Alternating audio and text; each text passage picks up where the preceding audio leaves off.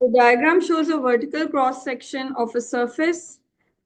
A and B are 2 points on cross section. A particle of mass 0.15 kg is released from rest at A. From rest, matlab U is 0. Assuming that the particle reaches B with the speed of 8 and that there is no resistance to the motion, find the height of A above the ground. Okay. Can we use equations of motion here? Equations of motion only works on a straight line motion. ठीक है. हाँ. हाँ. नहीं use कर सकते equation of motion curve line पे. हमने energy की इक्वेशन यूज करनी है. Work done bye driving force जो कि 0 है. It's just a particle. कोई इसमें इंजन नहीं है, कोई ड्राइविंग फोर्स नहीं मेंशन. हाँ सॉरी. हाँ करेंगे, वो करें. प्लस लॉस इन एनर्जी, वो अभी देख लेंगे काइनेटिक लूज हो रही है या पोटेंशियल लूज हो रही है. Is equals to work done by resisting force. Question में मेंशन्ड है, रेजिस्टेंस है ही नहीं, तो वो भी 0 हो जाएगा.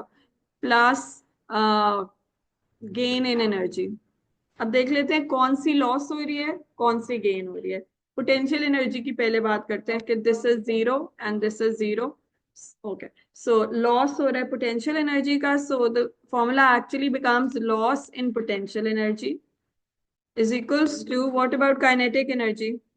गेन हो रही है, इनिशियली स्पीड 0 थी और बाद में 8 हो गई, तो गेन इन काइनेटिक एनर्जी. ठीक है, सिंपल ये फॉर्मूला. ओके. तो loss kinetic energy, sorry, potential energy का हो रहा है m g and the difference in height. So m is 0.15, g is 10, and the difference of height is what we have to find, h. This is h.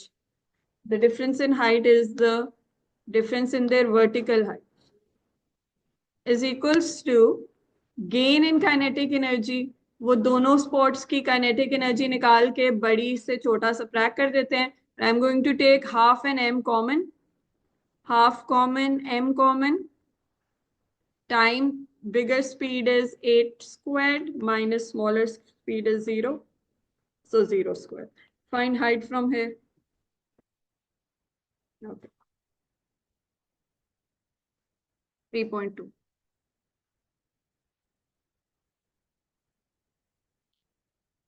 This is part 1.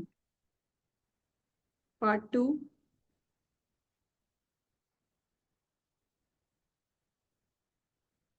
Assuming instead that the particle reaches B with a speed of 6 and the height of A above B is 4 meters, find the work done against resistance to the motion.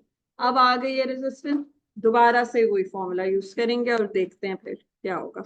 Okay. So same formula again. Work done bye driving force plus loss in energy is equals to work done by resisting force plus gain in energy. There is no driving force क्योंकि ये एक simple particle है, ये कोई lorry वगैरह नहीं है जिसकी पावर मेंशन हो. जी जी बिल्कुल, ये फॉर्मूला होता है कंजर्वेशन ऑफ एनर्जी का. ओके. ड्राइविंग फोर्स है ही नहीं इस क्वेश्चन में, जस्ट अ पार्टिकल, इसके अंदर कोई इंजन वगैरह नहीं होता. 0 is equals to loss in energy. Same potential energy ही लूज हो रही है क्योंकि हाइट ड्रॉप हो रही है. So m g h 0.15 times g, और हाइट की उन्होंने नई वैल्यू दे दी है विच 4. ओके. 4 is equals to work done by resisting force. Find करना है x plus gain in energy. Again शुरू में स्पीड 0 थी, नीचे आके ज्यादा हुई है, तो it's gain in kinetic energy. Half और m कॉमन ले लेते हैं. निकाल रहे हैं ना, वही तो निकालना है क्वेश्चन में, वही चीज होती है. It is exactly the same thing. नहीं नहीं, वही चीज है. Work done by resisting force, work done against resisting force is exactly the same thing. Okay. And difference of speed, अब स्पीड उन्होंने चेंज कर दी है इधर, इट इज नाउ 6. तो फाइनल स्पीड, बड़ी स्पीड 6 है, 6 स्क्वायर माइनस इनिशियल 0 ही है, 0 square. Find x. अच्छा लेट मी चेक. ठीक है, 3.3 जूल।